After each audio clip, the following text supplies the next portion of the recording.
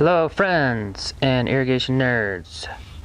In this video I'm going to show you about the battery in the X-Core controller, how to replace it, and one thing that I miss it sometimes in terms of when you first install a controller. And it is, I'll show you how to do it, but there's a battery contact insulator that you need to, it's hard to see, you just pull it out, and then that will save your programming when the power goes out.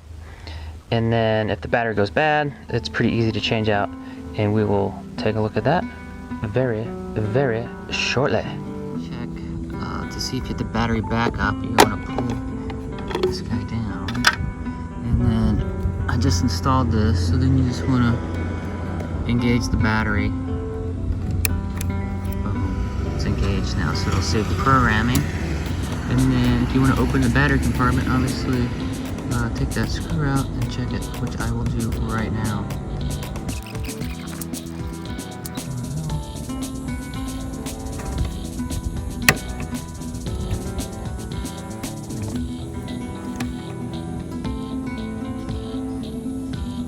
So I just slide it. Oh yeah, it slides down.